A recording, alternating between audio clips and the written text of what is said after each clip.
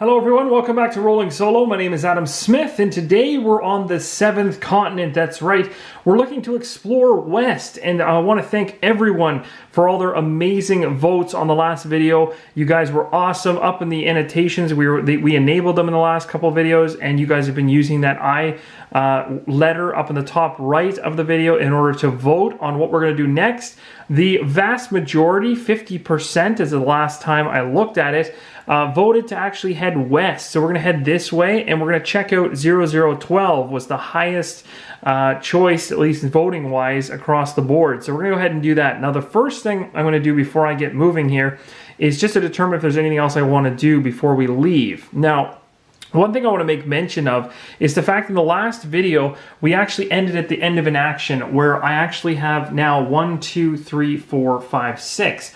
I wasn't able, because of time, to be able to discard that card, but that's okay because at the end of an action, the very last thing you would do is to decrease, or to, if needed, discard down to your blue and red, or blue and green, sorry, hand limits. So I'm okay that way. I can do that right now. The question is, what do I discard? Now, I have 2 fire-making items here, so I think that might be where the overkill is. So as of right now, I'm thinking I'll discard one of these 2. The one that's hardest for me to build most likely will be the one with the wood and the foliage, because a rope, in terms of building the rope, well, I'm able to do that. So that's something that could help me out. Although, actually, sorry, no, I guess I can't. That's not rope. That's considered liana. I guess it's some type of resource that I don't have access to just yet. But rock, I actually do have access to that in multiple different places on this continent. So I'm a little bit better off creating this than I am anything else. So I think what I'm going to do is, for now, I'm going to discard the fire making kit one. And where we're at right now is I'm going to begin my first action of this particular video, potentially looking to create a fire is what I'm kind of hoping to do here. I think that would be a wise decision. Now, in order to do so, I'd have to craft this woven cord. So if I wanted to go ahead and do this, it would take 2 energy to do so. And again, I would be, it'd only be -1. So -1, sorry, because I have the rock resource on the actual card I'm on. So it only end up costing me essentially 1+, meaning I could pull more than 1 if I wanted to. But the thing is, I still need, it actually says that, oh, it's 0 successes, so that's pretty good. So I just need to pull 1 card, and that's it. I just automatically craft it. So that's perfect. Let's do that. So we're going to go ahead and we're going to pull our first card here, and we're going to craft this thing. And it doesn't matter what it is, I get to keep this. So I like this. I got war paint now. That's really cool. So we got some really interesting abilities here. This is something that could potentially help us out in the future. So now we've got 1, 2, 3, 4, 5 cards in hand. The woven cord has now been created, so I'll place a die which has 1 on it to match the 1 on the dice, meaning it can be used once. Right now, I could go ahead and do another action to put a fire figure into play on your terrain card, and then I discard this. So I'm probably going to go ahead and do that because it only requires 2 actions, again, with no successes needed in order to build the fire. So I'm essentially going to pull 2 more cards. We got Dark Regeneration.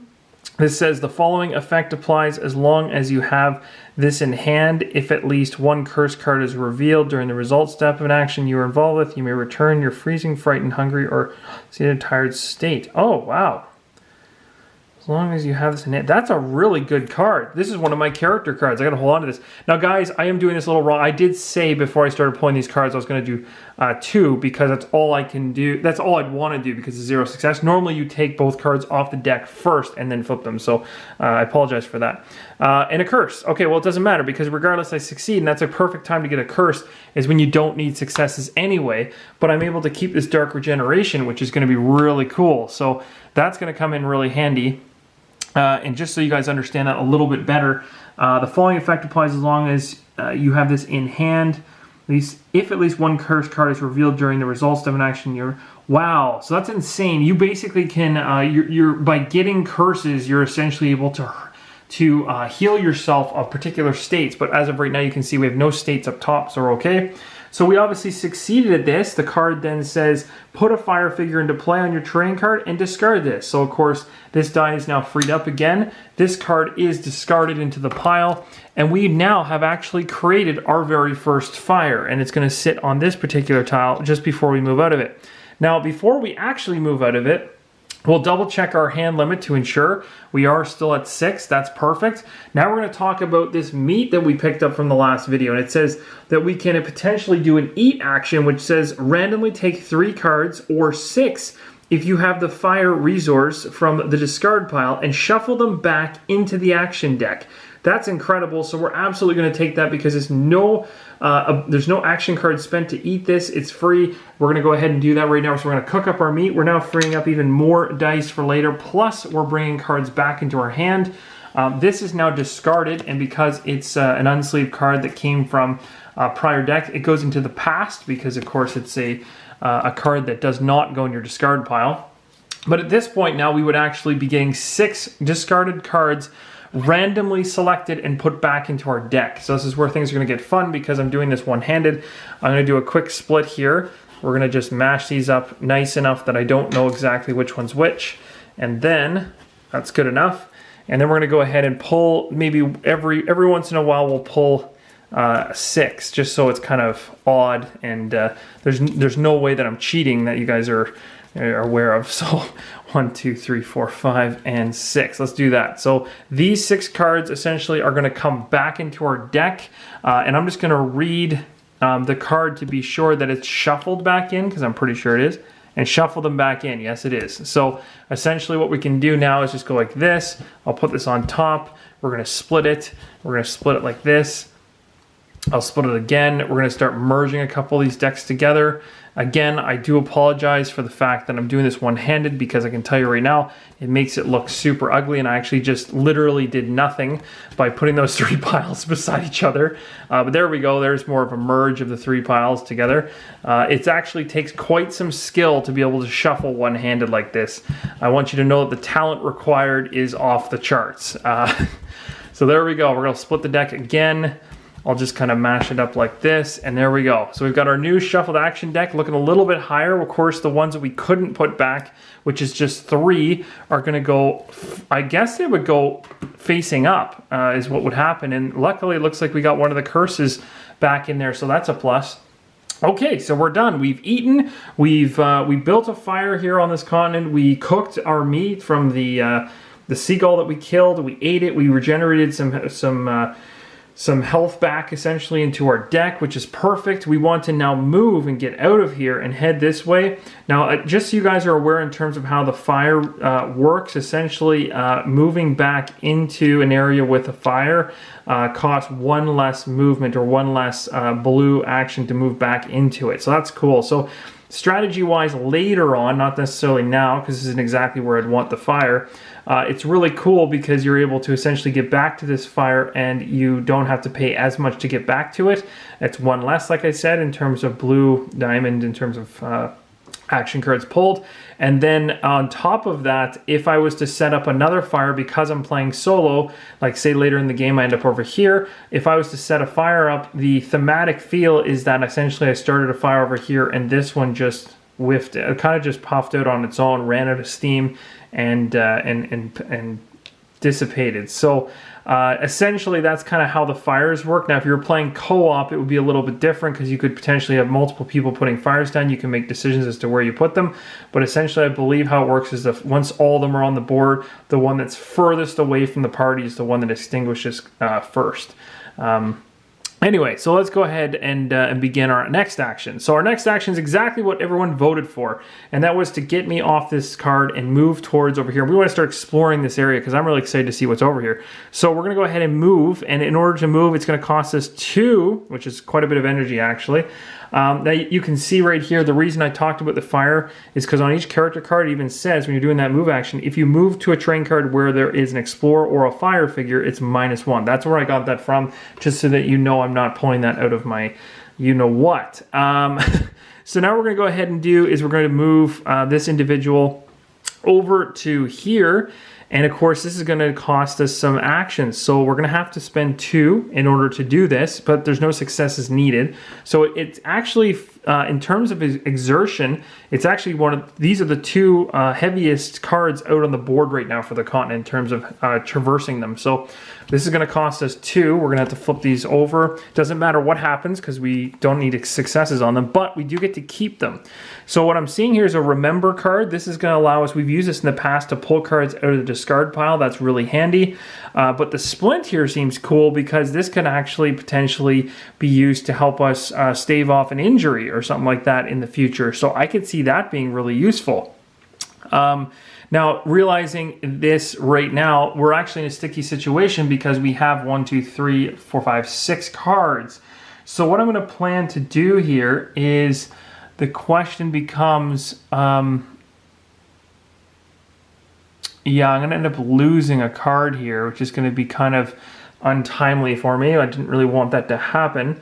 I'm going to have to say that the remember one's going to be the one I'm not keeping because I already have a remember card in my hand. So I'll take the splint. So now the question is, what card am I going to discard? Because I can't be holding more than the limit of 5. And right now, oh, actually, you know what? I've already goofed up because I have 6 cards in hand. I couldn't even have had 6 cards in hand before I started this particular one. Okay, hold on a second, guys. I apologize. I'm terrible at counting. So essentially, this is fine, but I have to backtrack at the end of the last action when we went ahead and we ate and whatever it was that we did prior. I just didn't discard down to 5 after that action, so I do apologize for that. Let's go ahead and take one of these cards and chuck one. I'm going to probably say the War Paint would be the one that I think is going to go for now. So I'm going to toss, oh, maybe the Rope. Maybe the Rope. Oh, that's a tough one. No, I'll do the War Paint. I'll do the War Paint. I'm going to chuck the War Paint. So now I'm down to 5. Okay, now we're squared away. I apologize for that, guys. And then as of right now, I'm keeping the splint. But again, same situation. I need to discard another card. So the question is, which one do I discard? Now I have this remember, so that's really important. So for now, I'm going to just discard the splint card that I got, I think. Or maybe I should discard this. Oh, this is tough. No, you know what? I want the splint. Oh, I want the splint. I don't know. Let's just... let's discard the Knowledge's Power. Because what I can do is... This one's an ability that allows me to go ahead and become more experienced. But I can use my Remember card to get this back. I like these items. I don't want to get rid of them. So now we're down to 5. Okay, so let's get moving. I do apologize for that, guys. So sorry if I confused anybody there. But essentially what I did was I just didn't correctly discard down to 5 at the end of the last action I had done. And we had to do it twice in a row. Okay, so we're here and we've got options. We've got the 004, the 012, and the 009. Obviously, you guys voted to go to 012, so that's exactly what we're going to do. This is a spot and observe action, so we're going to go ahead and do that. We need to spend 1 energy and only need 1. We don't need any successes, so it's a very quick one, very easy to do. So let's go ahead and do it right now. So I'm going to go ahead and spend that 1.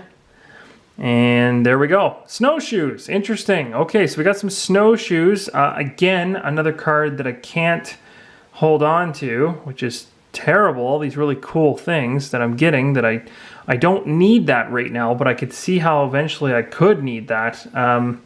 But for now, it just doesn't make sense, I don't think. The only other card that I could consider to getting rid of is this one. It says, but this is one of my character cards. You know what? This is tough. No, I gotta let the snowshoes go for now because I just don't see any use for them just yet. There's no snow. I'm not running into that yet. So we're gonna discard that card. Okay, so we've gone ahead. We successfully observed this. Now we're gonna take the 0012 cards. We'll come over here and we'll rifle through the card decks and see if we can find the 12. Well, looks like there could be a couple. There's a gold and a green. So always make sure we grab that green one first. Here we go. So it says, from the few tracks you spot on the ground, it seems that a small animal was recently here. Oh, that's good. You hide and wait in silence. Interesting. So this is going to be one of those events that occurs and is kind of permanent, or can only be done once, I should say. Looks like it's a hunting one, which is, hey, that's great news, because guess what we got over here is a blowpipe, which we can use. That's great. This one says it's going to require 2 in order to take it down. It says, depending on the number of successes you obtain, take the corresponding number of cards. Ooh, really cool. Reveal them. If at least one involved character is bloody, you must discard one of these cards without the keyword predator. Choose one of the remaining cards which represents the result of your hunt, and return the other cards. Interesting. Okay, well, let's go ahead and do this action. So we're going to be doing this action right here, which is a hunt action. Now, when we do a hunt action, we still have to pay for the 2 exertion essentially of being able to do this, but we know we can be happily able to just pull 2 because we have 2 stars here. So I'm going to definitely be ticking this blowpipe down 1 in order to guarantee 2 stars off the hop. We're going to go ahead and pull 2 cards now. I can't pull any more than that, you'll notice. See? I can't go any higher. There's no plus beside that, so I couldn't just go crazy with my deck to try to get the highest amount. I have to stick with this and see where we get. What did I get here? Hey, that's not, oh, it's not bad. Well, it's not great, but it's not terrible. So I ended up getting 1 success, 2 success, 3 success, and then 2 halves that don't go together. So that's going to end up being a total of 3, which means, ouch, we just barely missed out on getting a little extra there. But that's okay. So we're going to pull the 030 card.